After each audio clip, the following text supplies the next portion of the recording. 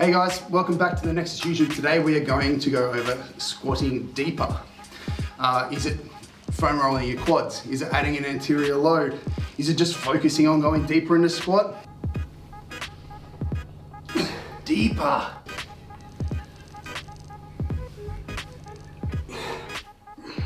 Truth is none of these things. It would be a massive video combining technique, programming methods, lots of different stuff if we were to cover this in its entirety and for a solution for everybody. But I'm going to give you today just some of the more common mistakes and more common methods to correcting squat depth to get somebody squatting deeper for powerlifting. All right, so I'm just going to quickly cover why we need to squat deep or deeper for your goals. So if you're a powerlifter, you really just need to squat to the depth that the sport requires. So the powerlifting has rules. You need to get white lights in the competition with the max weight on your back. That's the sport. And if you're not getting to the depth required in the rule book, then you're going to fail your lifts. You're not going to succeed in your sport. So that's super important for us. All right, so first we're going to define depth for your goals. So if you were a weightlifter, I would say depth in a barbell back squat isn't necessarily a big deal for you. Your snatch and clean and jerk, things more specific to the sport, are much more important. If you're a footballer or you have another different goal in a different sport, you're just squatting for that sport, again, depth isn't being judged in that sport. You're still gonna get your quads to grow. Good things are still gonna happen from improving on your squat, still gonna carry over into your sport. So powerlifting is the only real goal where squat depth is really going to determine a pass or fail within the sport, where we really have to make sure we get it right. Just know that everybody's deep squat is going to look different. Depends on your limb lengths, depends on your limitations and the life that you live, and that's totally fine. The muscles that you recruit are also going to be different person to person, and I wouldn't worry about that. It's just going to overcomplicate the situation and just make it seem like a much more confusing subject than it already is. However, this can be useful information as a coach or as a lifter to make training decisions later on when it comes to addressing plateaus. We're just trying to increase the efficiency of the movement whilst conforming to the rules of the sport. Squatting deep with a barbell is a skill. Sometimes there are physical limitations in the ankle, in the knee, in the hip, sure, but in my experience, that's kind of rare. We just need to teach a person to move in the right way, stay balanced, and have control throughout the entire range of the movement. So let's talk about what to do, assuming somebody has good passive range through their joints. So we're going to look at their starting setup overall. We're going to look at the stance and toe angle to keep the foot flat and balanced. We're going to look at their bracing to keep a rigid spine and hip position. We're going to look at their upper back position and tension to hold the bar on their back. We need to be able to hold this position throughout the squat. The upper back tightness, the brace and hip position, the balance on the feet. We need to be able to maintain this throughout the whole squat to remain in control of the bar instead of contorting our body around it. We can use other drills to help get these individual parts down, but we're still going to need to bring it back to the squat itself. We have a squat setup video for Nexus clients in the weight room to help get this sorted quicker. Once we're happy with your start position, your upper back tightness, your bracing, your balance on your feet, we're going to move to controlling the weight throughout the movement. What I would do is go back to a weight that you can do for 3 to 5 reps with a nice slow, controlled, eccentric tempo, maybe even a pause at the bottom, and start to build weight there. If you're closer to a meet, I would maybe do this on another day and then have a heavy day where you're still focusing on just moving the weight and going really heavy, developing the skill of moving a really heavy weight. But even on that day, I would still do your warm-ups in this fashion, as in like a really nice, slow, controlled, eccentric, even a pause at the bottom, and just really work on like feeling where depth is and controlling it at that depth.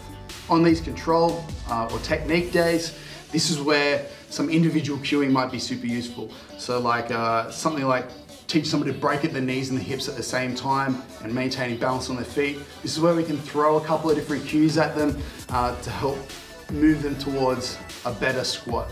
But I would do this reactively, as in I would stay quiet until I needed to speak. I wouldn't just start by throwing 5 different cues at somebody and just confusing them before they've even started. And then we just want to look for these changes to be carried over into your heavy day if you're doing them simultaneously, or over time down the line during a prep, if that's the way, as an assessment for the next prep.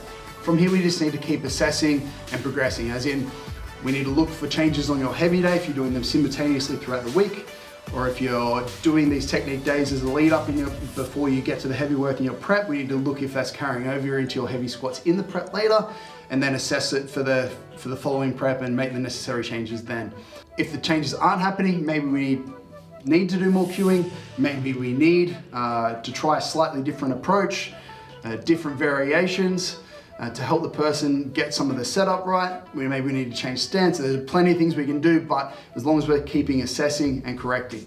So now we've covered off on a general method that I would use on getting somebody to squat deeper or improve their squat depth by just building control throughout the movement. Sounds simple, but usually that's all we need to get somebody to get it done. So here are some other tips that I think you can use to help squat deeper. So this first tip's really simple, and that's just to film your squat sets from the side. This isn't just your heavy squats that you're gonna send to your coach for analysis or whatever. This is your warm-ups. I want you to film your warm-ups from the side, that you can see your depth really clearly, analyze them before you go into your next set, think about some changes that you can make, and do that every set, building up until you're comfortable for the heavy sets. Tip 2 is excessive fatigue. And we can get around this with intelligent programming. So we know that when fatigue comes on, that's gonna lead to technical breakdown in the lifts, whether that's from previous days squatting or whether that's fatigue within the session from doing too many sets. Quality reps is what we're looking for here throughout the sets.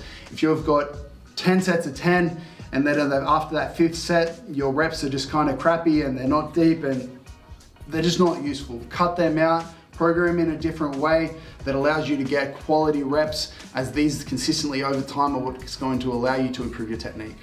Third, we can use heel elevation. Now the problem with the heel elevation is, yeah, it might allow you to get depth in the short term. It might never allow you to get around some ankle issues or some balance issues that you have. And it's definitely not a bad thing, but I would just keep in your mind that you might just be masking the bigger problem, and that when you get back to heavy competition singles, you might still have that problem. So just don't use it as a crutch. Continue to work on your other issues. Continue to hit heavy sets as you go. Tip 4 is just don't force depth. As in, if your technique is limiting your depth, then just trying to think about going deeper or just getting deeper with an inefficient movement isn't really a long-term solution. It's gonna have a really low ceiling. It's not allow you to progress well over time.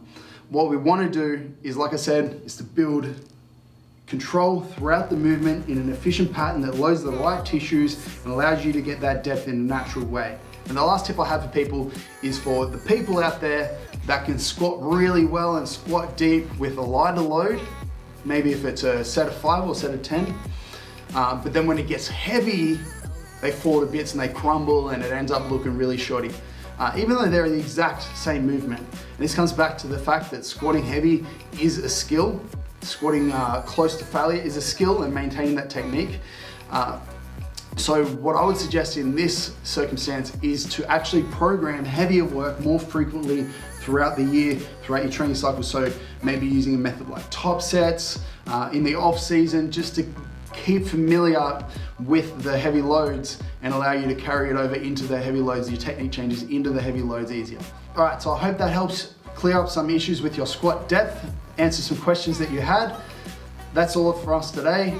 Like and subscribe to the video to keep watching the videos that we're bringing out weekly now, and I'll see you next time.